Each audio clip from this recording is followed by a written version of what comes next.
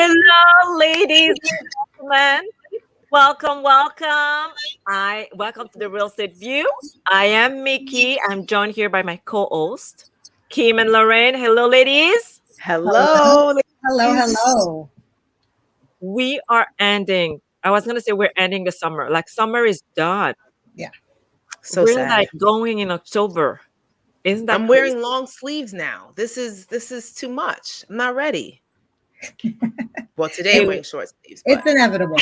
Seasons change, and here we are. And have we started Q4 yet, or do we still have a couple of days? tomorrow, Tomorrow. Tomorrow we're Yeah. starting the last October quarter. 1, Yes, yes. It's we been know such what such a fun year. yeah, and we know what Q4 means in terms of business. I mean, it's like the fourth quarter. I mean, for a lack of better words. So it's really where we need to make that final push. Yes. And it's sort of, and we'll touch upon this, I think, later on in the show. But as we talk about business resiliency and going into the fourth quarter of our year, there's a lot of things that we should start to put into place so that our Q1 of 2022 starts off even better. Oh, yes. Well said, Lorraine. Definitely well said. And this, like you said, this is the time to start prepping for Q1. So, I mean, I know in our market, things are still it's still a seller's market here for Yes. sure. August, people are prepping and buying houses, to get ready for the new school year. So things, and the inventory is still low. So things Yeah. were kind of like flying off the shelves.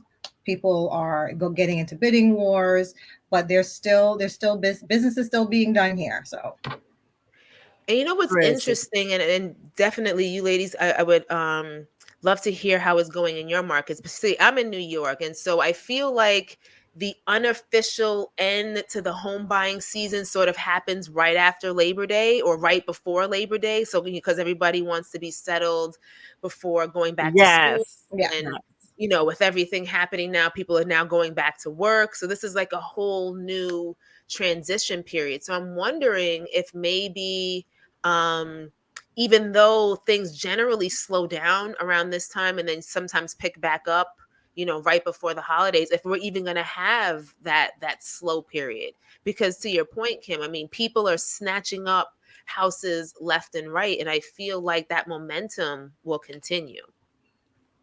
I absolutely agree with you.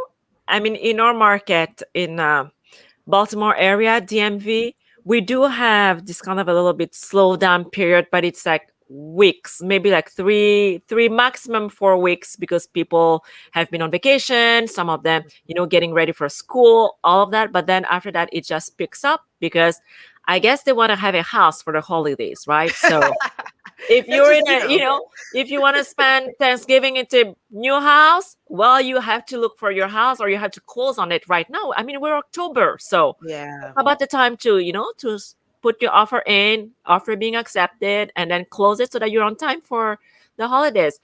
So yeah, so the market is still going. Today, I was so excited about this subject because as we went through this, this year of like COVID and readjusting and all the moratorium on our rentals and Yeah. all of that, we had to develop resiliency. Like this is the way we stay in business. And so Mhm. we wanted today to really share what is our point on how to be more resilient and why we need it so much. Yeah. yeah. I mean, and the pure definition of resiliency is or resilience is the capacity to recover from difficulties. Toughness. Yes. So in real estate, you have to. I think that's like an important skill. Yes. Such a skill. The ability to pivot Yes. Yeah. is really, and sometimes you don't even realize you're doing it. You're sometimes just doing it out of survival, like you're in survival mode a lot of times, especially in business, especially in real estate, because of how quickly things can turn around. I think that's a perfect definition for what we've been seeing these past couple of months. I mean, you think about, okay, so we've been in pandemic mode for, let's say, the past year and a Almost two half. years. Yeah, Yes. almost 2 years. And so you Yes. think about where your business was before March of 2020 and where it is now, I can almost guarantee that anyone who is still in business, your business looks completely different than it did a year Oh and a yeah. half ago. And that Oh yeah. that speaks to the resilience, or to the dictionary definition of resilience, in terms of being able to change or adapt to your current surroundings. So Uh, and really you know, interesting. and COVID or not, right? I just think that the nature of what we do as real estate investor Yeah. calls for a good measure of resiliency. Like I have so many stories when you're just under so much pressure because things did Mhm. not go the way you wanted to.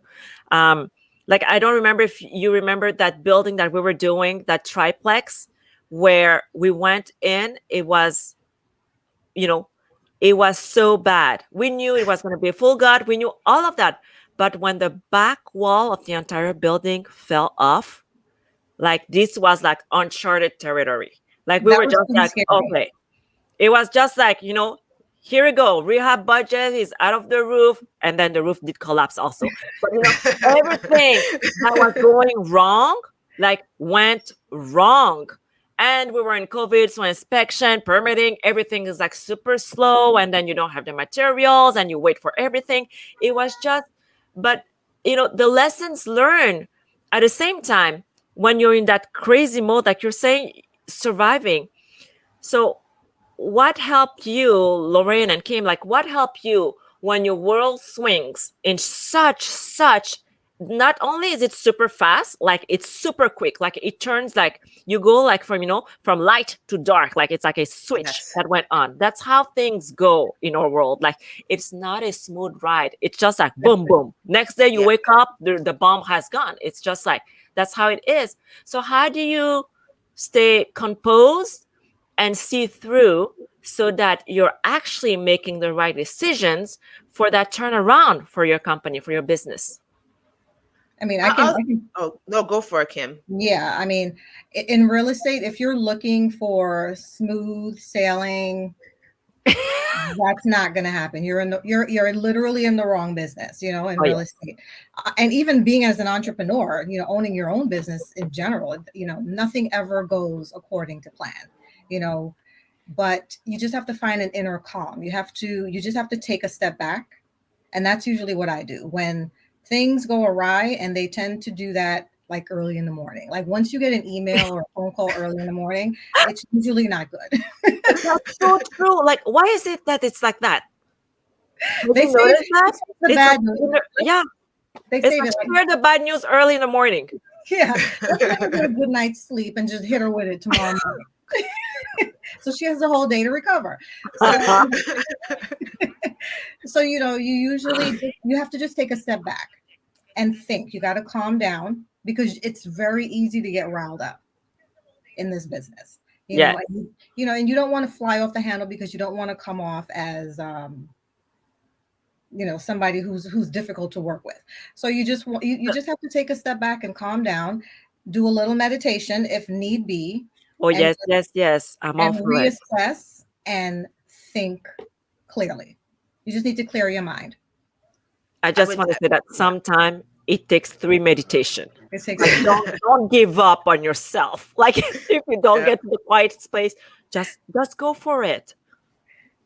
I would say I would, and that's exactly what I was going to say as well, Kim, is just sometimes you have to take a step back, because as things are happening in the moment, maybe you make a rush decision that maybe doesn't Mm, necessarily apply in that moment. So even just taking a moment, if it's a couple of hours, even if it's a day or two, just stepping away and reflecting on what's going on really can bring some clarity to the situation. And I feel like I sort of took that approach in the beginning of the year as I saw things changing in my market. I at one point was more focused on, purchasing properties and wholesaling, and that avenue within real estate. And I quickly realized that my business was more accustomed to going after the debt associated with the property as opposed to the property itself. And just taking that reflection time to be like, okay, what's working? What do I have in place? What can I apply to what's happening in the market right now?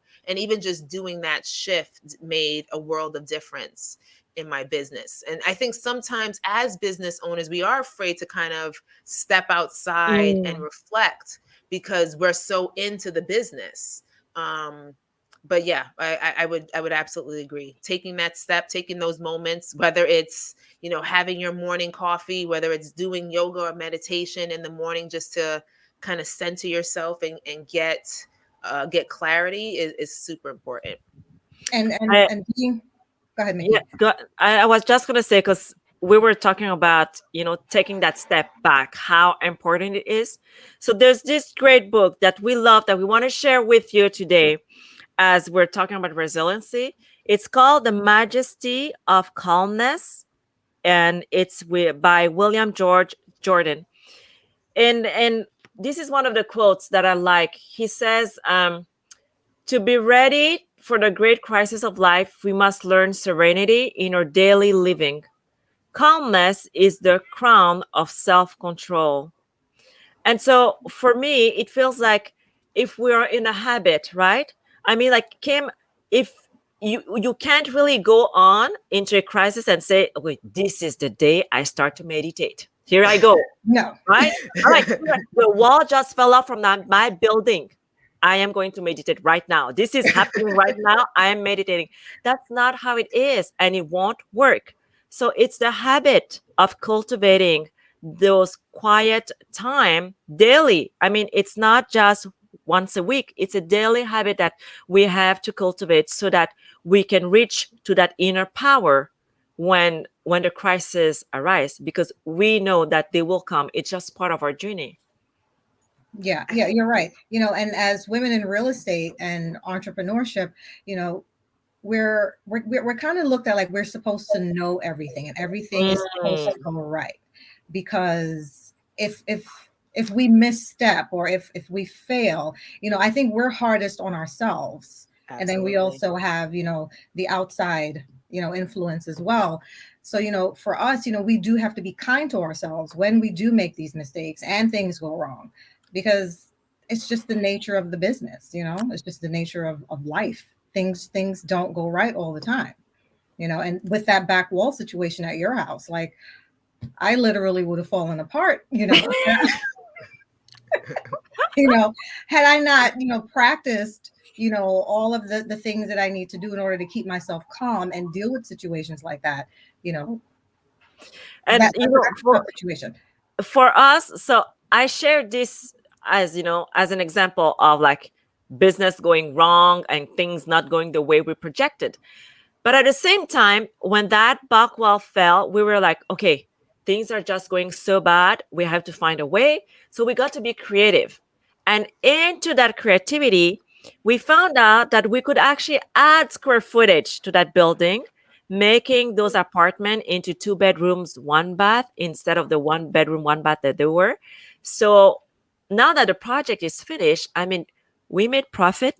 We were able to yes, to recover because we have profit now, Mhm. but also our rent is higher, so it's actually a better acquisition than it was to start with.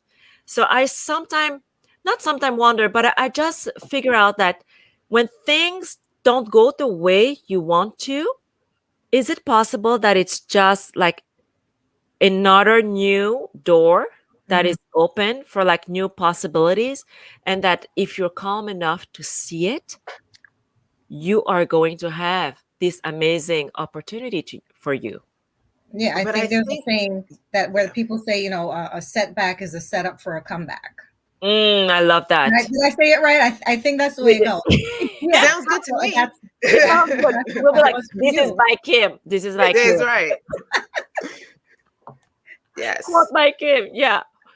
Well, I think what was really great about what you said, Mickey, is that and that's probably to me what the definition of resiliency is. It's taking something that's gone wrong and turning it into a positive, or looking for the positive in the situation. Because yeah, to both of your points, just because something happens doesn't mean that you can't use it as a learning lesson to help you Mm, later on in business. 100%. Yeah. And one of our previous guests, when we had Scarla Pineda on, she was mentioning this in terms of, if you're doing business and you're always showing the rosy, positive, all of everything that's going well in business, then you're not going to really capture the attention of people who are like, okay, everything is not always going to go well in business. And so being able to showcase that, yes, things go wrong, but I know that I can turn it into a positive, or that I will take something positive from this experience, and it'll only make me a better business owner or a better partner or whatever it um, is really where you see how successful people are within business. You can't always expect for everything to go according to plan. So Yeah, that was you're a really great point that you made. you're absolutely right. I mean, our first two rehabs, the first one, we had the property contractor walk the property. He bid the job. He underbid the job, Of Mm. and course. then when it was time to start the work, he never showed up. So Ooh. here Mm, we are. We have to scramble to find another contractor. So now that the job was underbid, contractors are coming through, and the numbers are we're over budget. of course. And but in that, you just have to roll with the punches, like Yes. Linda Peterson, she always says bob and weave. You just got to bob and Yeah. weave. And You gotta do the You gotta do it. You gotta do it. Yeah. Oh, you do what you have to do in order to make it work. if you're listening to us on the Spotify, you've you missed can't the see bobbing us. that you can see us, but Lorraine had the groove. She had the Totally groove. did. Yeah, but, but you can also see us live on Facebook every Yes. Thursday. So yes, Yes. definitely hear us on Spotify, but see all of our mannerisms on Facebook if you want some But entertainment. that's so true. That's so true because if you don't have that flexibility, then it's going to knock you down. yeah, and then you will You know never do another project again. exactly. If Yeah. we had let the first two projects that we did, you know, deter us from moving forward, we wouldn't be in this business, because they were everything that could go wrong in those first two projects went wrong. Like Ah, we had a crash course in real estate within those first two deals. Everything that could go wrong went wrong. okay. But Kim, So I bet that going forward, because of that lesson that you learned, if you happen to get another contract that another contractor that underbids, or maybe you'll get more something in writing ahead of time, or whatever the process is, but you're definitely going to take that experience and be like, okay, that I see how that worked itself out. I'm going to make sure to the best of my ability that that doesn't happen again, and it's just going to again just improve your process going forward. Yeah, for sure. After those two, we were fine after that. But it was just those two that we just had contractor issues. And I think in real estate, when you're an investor, when you're rehabbing houses, I think that's one of the biggest hurdles that you have to get over is finding the right contractor and dealing with the relationship with that contractor, because they're good one day, they're not so good the next day. yes, yes. Mhm. Yeah. Unfortunately, So you have to pivot. You have to be resilient, and you just always have to be out there, nurturing relationships with other contractors, with other investors. So this way, when you do run into some sort of a situation like that, you can always reach out to somebody for some help, some exactly. support. I was gonna say that. So I think as women, we have like just this tendency of naturally, when things don't go the right way, we'll call that friend. We'll look for support. And that's how it's supposed to be. I mean, things will go wrong. Don't go into it alone. Like, even if the person is not like kind of sharing the burden with you, but just having someone to talk to explain what is going on into your life will make such a huge difference. And especially if you have friends like in the real estate world, it's even better because then you can rely even more, and that they can share their experiences, just like Scarla Pineda, like she has had good deals and bad deals. And so I know that I can call her and she'll be able to listen and like maybe, share a little bit more insight into my situation, how I can Yeah. apply things. I feel like we all must be on the same wavelength, because I was literally sitting here, and as you both were talking, I was thinking, well, another important component of resiliency is your network and Yes. your support system. And That's a, so you literally took the thought or the ideas right out of my Uh-huh. mind, because I'm sitting here like, okay, yeah, going back to some of our previous episodes where we're talking about the importance of networking and the importance of building your team. And, one of our other guest speakers, when we had Coach Aquila or Dr. Aquila on the show, and she's a business coach. So mhm. she's someone you definitely want to have in your corner Oh, to be yes. able to run these ideas off of, because they have been there, done that. So they can say, oh, well, yeah, that's all that happened, or I've had something even worse happen to Oh, me. You know yes. what I mean? And Yes. so that sort of helps to emphasize that, okay, maybe this might be the worst thing that could happen in my world, but there's definitely far more worse things that could happen. And so it's having that sounding board, or having these touch points, having these team members there to Mhm. help lift you up. Because, as we all know, the entrepreneurial world, or being a small business owner, or even just a business owner in general, it can be a lonely type of place, unless you have like-minded individuals who are within your business, who you like, you know what, guess what happened, the roof on my house just caved right in. They're like, oh really? Oh, no worries, that's fine. Yeah. I know a guy that can help you, don't worry. And so it's just having that team and that support system, that I also think is really important when you're thinking about business resiliency, or just being resilient in general. Yes. So I was going to ask you another question. So do you think you can grow resiliency? Like, like that muscle, if it is a muscle somewhere inside of our brain, like, that muscle, can it grow? Can it become stronger? I would say yes, mostly because it's mindset, right? And Yes. so when we're in business, and the mind is a it's a fascinating thing, because it can talk you into a lot of things, and it can talk you out of a lot of things. And so I would say yes, resiliency is definitely something that can be built, but it is something you have to work on over time. I mean, hey, if you woke up one morning and you're just completely bulletproof and everything just bounces off of you, well, kudos to you. Yeah. But that's not everyone, you know what I mean? And it takes some time, and it takes some going through some experiences to be like, you know what, I'm becoming stronger, I'm becoming tougher within this space. So yeah, I would say that. Yeah, I mean, it definitely is a mindset thing. So it's something that needs to be worked on daily. But Yeah. I do think, like, if resiliency was a little muscle in our head, yeah, it definitely can be built up, nurtured to grow So Nurtured, stronger. that's a good Yeah. word. well, yes, it can be nurtured. And like you were saying, like, so I do think that reading good books and having great conversations, just hearing other people's stories is a way of nurturing our resiliency, our capacity of bouncing back, and just being ready for, life changes and maybe not seeing things as bad. Like, my wall fell off, like it wasn't the end of the world. Like I could have, I can always focus on saying, hey, I am still super healthy, my kids are still healthy, my marriage is strong, my business partner life is amazing, she is thriving, and her kids are also fine. Like everything is going well in our life. It's just that that wall fell, Exactly. right? So it is another way of like framing because this is actually real life. Like, Yeah. Yeah. why should my heart race because that wall fell, Yeah. right? Yeah. Why should I have like a hypertension because of that? Why should I stop sleeping, stop eating, or whatever? So Right. it is, if we don't develop, I think if we don't develop enough resiliency, life is just harder.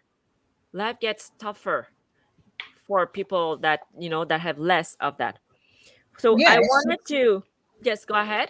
it's just having the ability to bounce back, Mhm. because Exactly. you can't stay in the slump forever, because you'll never progress. That's all I wanted to say.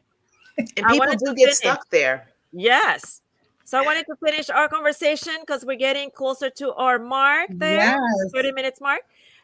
With again, it's the Majesty of Calmness from William George Jordan, which I highly recommend. It's actually part of one of my daily readings. I would just read like small paragraph because that's how good it is. It says, "The man who is calm has his course in life clearly marked on his chart. His hand is ever on the helm. Storm, fog, night, tempests, danger, hidden rifts. He is ever prepared and ready for them. He is made calm and serene by the realization that in this crisis of his voyage, he needs a clear mind and a cool head, that he has not to do but to do each day the best he can by the light he has, that he will never flinch nor flutter for a moment, that though he may have to tack and leave his course for a time, he will never drift. He will get back into the true channel. He will keep ever headed toward his harbor." That's And some powerful stuff. yes, Yeah.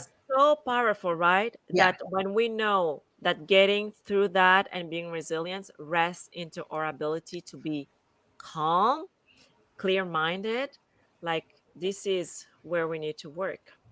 I Yeah. think the clear minded part really resonated with me because again, it's we put so many things on our plate. So to be able to just get to that state of calm Yes, um, can sometimes be more challenging than it sounds, but really beneficial.